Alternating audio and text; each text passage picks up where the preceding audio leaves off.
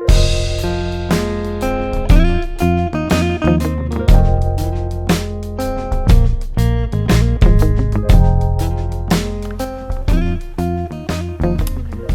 Everyone. सो आज का lecture है हमारा ज्योमेट्रिक प्रोग्रेशन पे। ठीक है, ये अर्थमेटिक प्रोग्रेशन जैसा ही है बस, और जो बेसिक चीज़ों का डिफरेंस है वो बस हम चेंज कर देंगे, तो ऑलमोस्ट आपका जो कैलकुलेटिव पार्ट है वो भी आपका लगभग सेम ही आएगा, है ना। बहुत ज़्यादा डिफरेंस अब नहीं आएगा।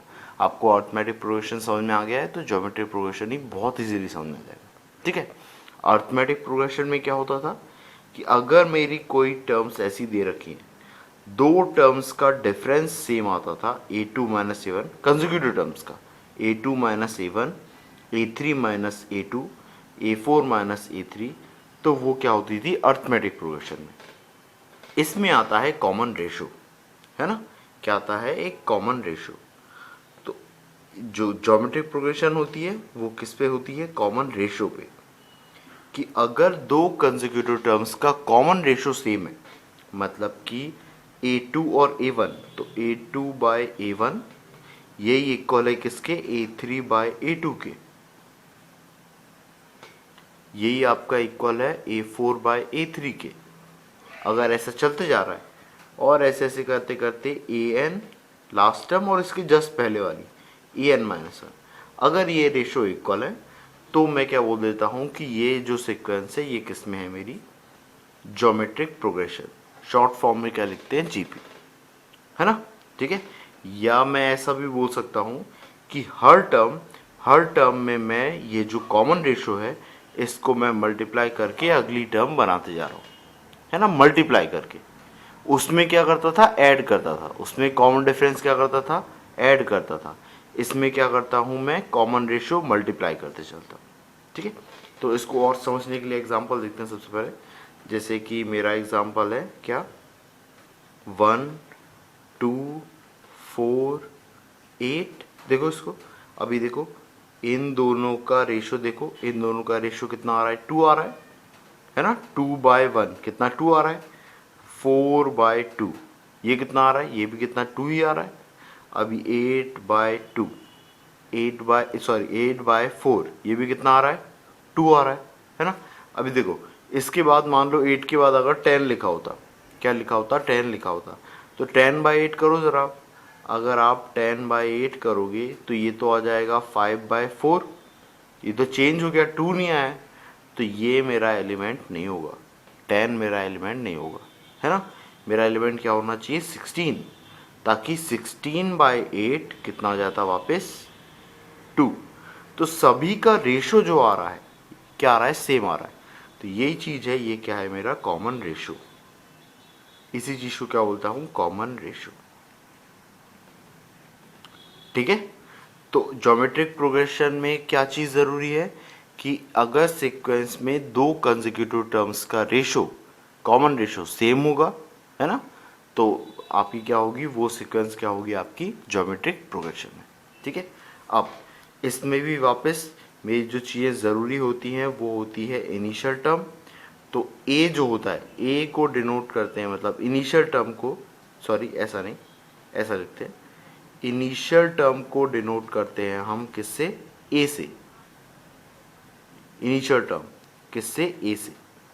और एक होता है कॉमन रेशो, तो कॉमन रेशो किससे होता है डिनोट, वो होता है मेरा आर से।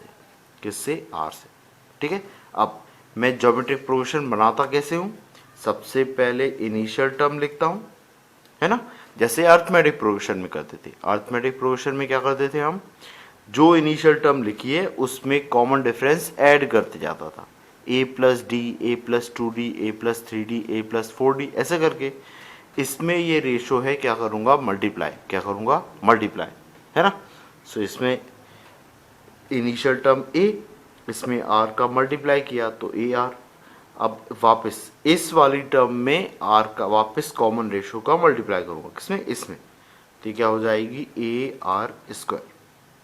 ठीक है, अभी इसमें वापस मल्टीप्लाई करूंगा तो कितना आ जाएगा, ए आर क्यू, है ना, पीछे वाली टर्म में। ठीक है, अब देखो ध्यान से देखो, ये है आपकी फर्स्ट टर्म, ये है आपकी पहली टर्म, फर्स्ट टर्म, ये है आपकी सेकंड टर्म, है ना, ये है आपकी थर्ड टर्म।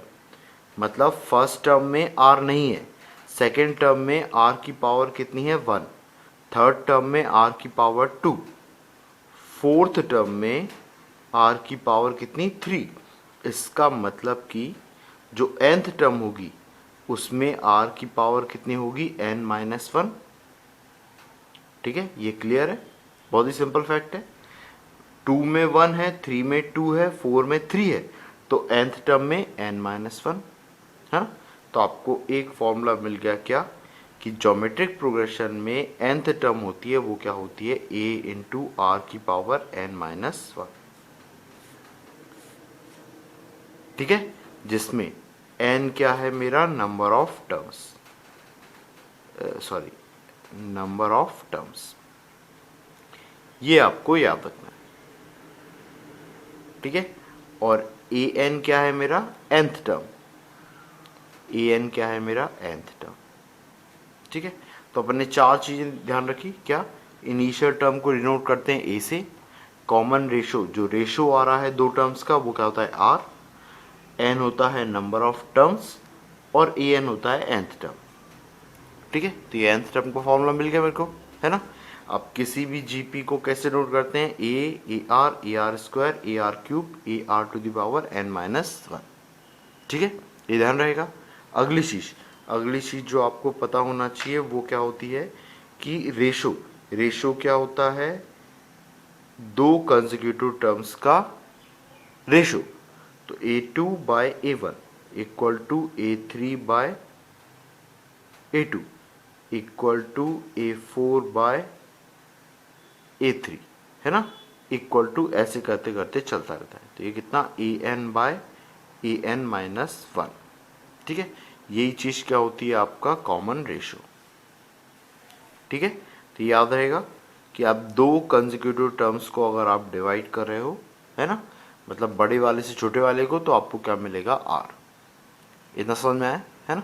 अब इसी में आपका क्या होता है रेशो दो तरीके से हो सकता है, एक तो रेशो जब 1 से बड़ा हो और एक रेशो 1 से छोटा हो।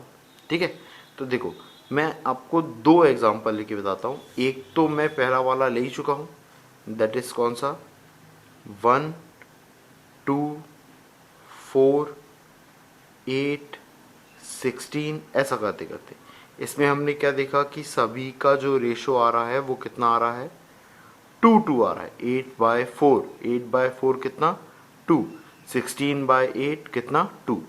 तो ये इसमें जो मेरा आर है ये क्या है ग्रेटर देन 1 है। इसका मतलब मेरी जो जीपी है वो क्या है इंक्रीजिंग है, जो ज्योमेट्रिक प्रोग्रेशन है वो क्या है इंक्रीजिंग,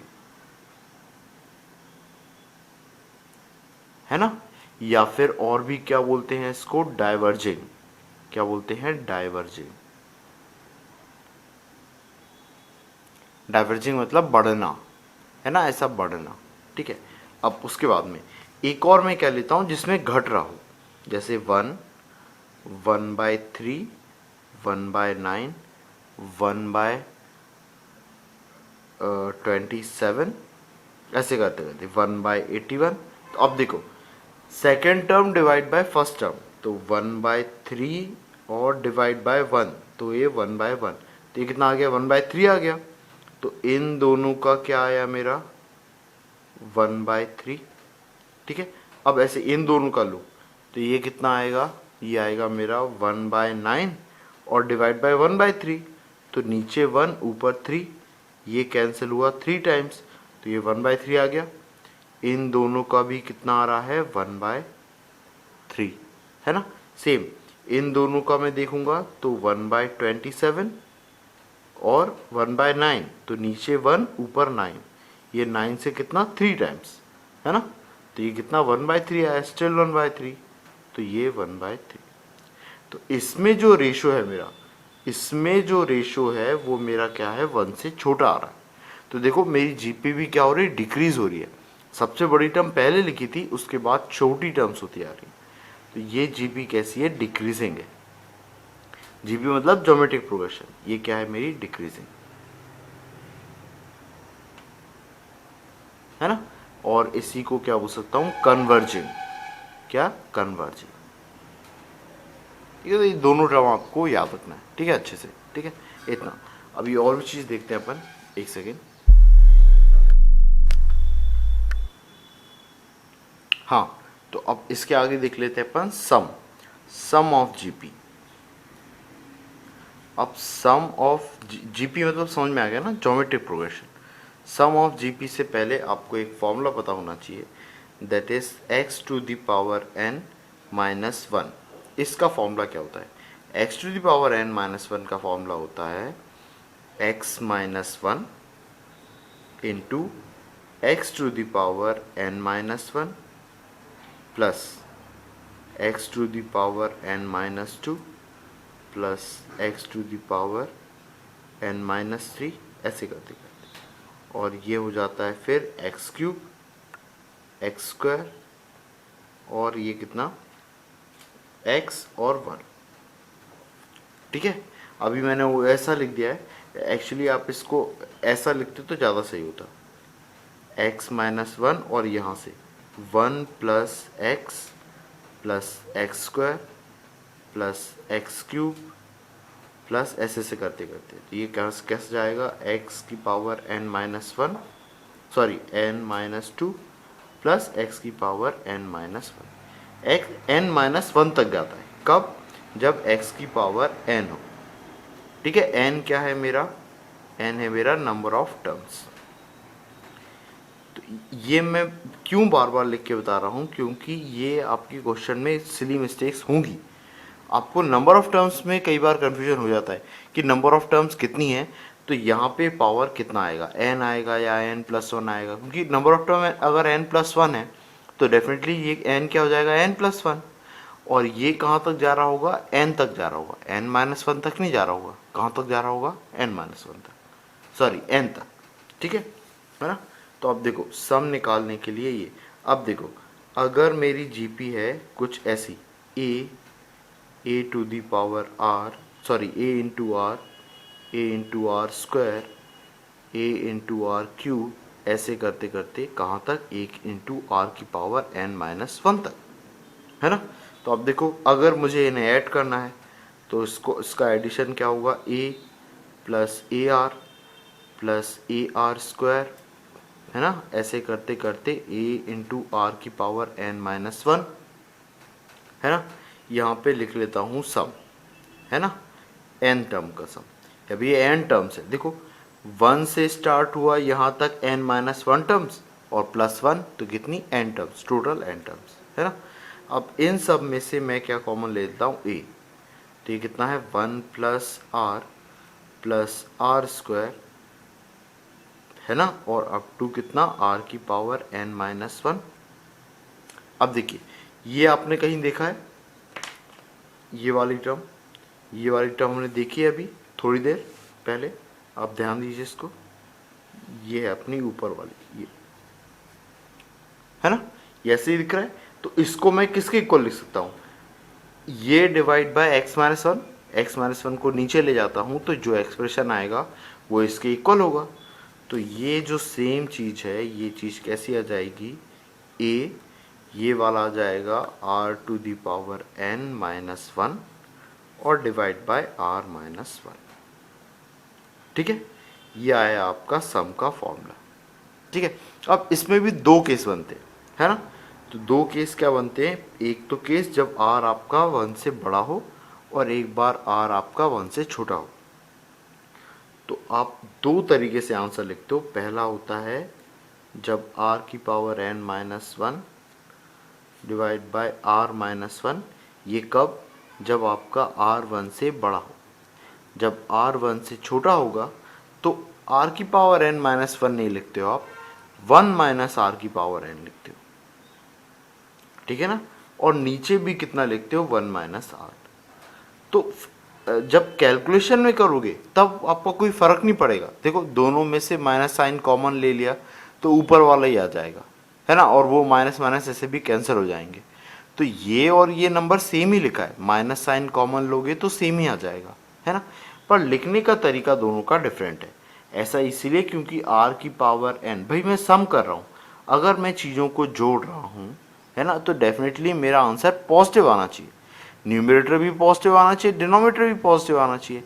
अभी r 1 से बड़ा है, 1 से बड़ा है तो r की पावर n पहले लिखा होना चाहिए ना, पॉजिटिव बड़ा होना चाहिए और छोटा नेगेटिव होना चाहिए, तभी तो मेरा आंसर पॉजिटिव आएगा, न्यूमरेटर में भी और डिनोमिनेटर में भी। यहाँ पे देखो, r अगर 1 से छोटा होगा तो r की कोई भी बड़ी पावर लूँगा मैं तो वो नंबर 1 से और छोटा हो जाएगा। तो 1 बड़ा है, r की पावर n छोटा है, तो इसलिए छोटे नंबर को नेगेटिव लिया है ना, ऊपर और नीचे दोनों तरफ पे, ताकि मेरा न्यूमरेटर भी पॉजिटिव आए और डिनोमिनेटर भी पॉजिटिव आए। लिखने का तरीका डिफरेंट है, पर आंसर सेम आएंगे आपके, ठीक है।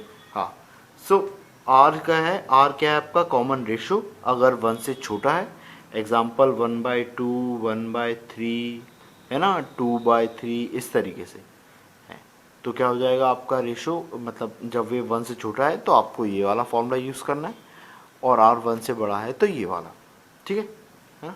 ये था अपना सम का फॉर्मूला, ठीक है। अब इसी के बाद में एक सेकंड रुकना, अगली वाली जो चीज़ अपन देख रहे हैं वो है मेरी ज्योमेट्रिक मीन। अगला वाला जो है अपना topic, that is geometric mean.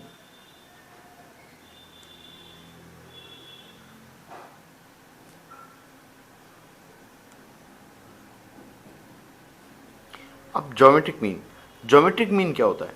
Geometric mean मतलब अगर मेरे को 3 टर्म्स गिवन है ए बी सी, तो ज्योमेट्रिक मीन कौन सा होगा? मिडिल टर्म, ये मिडिल टर्म। तो ये b की वैल्यू कितनी आएगी? तो ये क्या होता है, मुझे पता है कि a बाय बी, है ना, इक्वल टू b बाय सी, या फिर मैं क्या बोल सकता हूँ, ऐसा ही बोल सकता हूँ कि b by a, final divide by initial, equal to final divide by initial, है ना। तो ये कितना, c बाय बी। b की वैल्यू निकालो, क्रॉस मल्टीप्लाई करोगे तो ये कितना आ जाएगा, b square equal to a c, है ना। यहाँ से आप सॉल्व करोगे तो b कितना आ गया, रूट ए सी, है ना। तो जब भी मैं दो टर्म्स का प्रोडक्ट करता हूँ और उसका रूट लेता हूँ तो वो क्या होता है, मेरा ज्योमेट्रिक मीन, है ना। ये आपको ध्यान में रखना है। तो b इक्वल टू रूट ए सी, ये किसकी कंडीशन होती है, ज्योमेट्रिक मीन की, ये आपको ध्यान रखना है, जीएम ज्योमेट्रिक मीन, है ना। अभी ऐसे ही आपको अगर अभी तो 2 नंबर का लिया ए और सी, है ना। अब मैं आपको बिल्कुल जनरलाइज फॉर्म में बता देता हूँ कि अगर मेरे 2 नंबर हुए A1 और A2, तो इनका ज्योमेट्रिक मीन वो कितना होगा, रूट में A1 इंटू A2। अगर मेरे नंबर 3 हुए A1 A2 A3, तो इनका ज्योमेट्रिक मीन क्या होगा, A1 A2 A3, और यहाँ पे जो मेरा ऑर्डर आएगा वो भी कितना आएगा, 3 आएगा। 3 नंबर है तो 3। अगर ये 4 हुआ तो मेरा ज्योमेट्रिक मीन क्या आएगा, चारों का multiplication, A1 A2 A3 A4, और यहाँ पे रेडिकल पे पावर कितनी आ जाएगी, 4, ठीक है।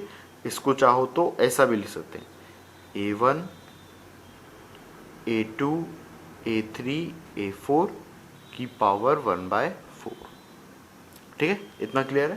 तो ये है मेरा ज्योमेट्रिक मीन, है ना। अर्थमेटिक मीन आपको पता ही था, अर्थमेटिक मीन क्या होता था मेरा,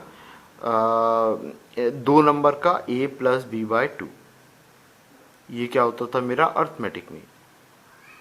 2 नंबर है तो 3 नंबर है a b और c, तो उन तीनों का अर्थमेटिक मीन तो वो क्या होगा, a plus b plus c by 3, है ना। तीनों को सम किया डिवाइड बाय 3, ये भी मेरा क्या होगा, अर्थमेटिक मीन, अगर 3 नंबर है तो। 4 नंबर होंगे तो चारों का सम डिवाइड बाय 4, इस तरीके से, ठीक है। तो ज्योमेट्रिक मीन समझ में आ गया होगा आपको, अर्थमेटिक मीन समझ में आ गया, ठीक है। अब एक बार हम देख लेते हैं relation between geometric mean and arithmetic mean, ठीक है।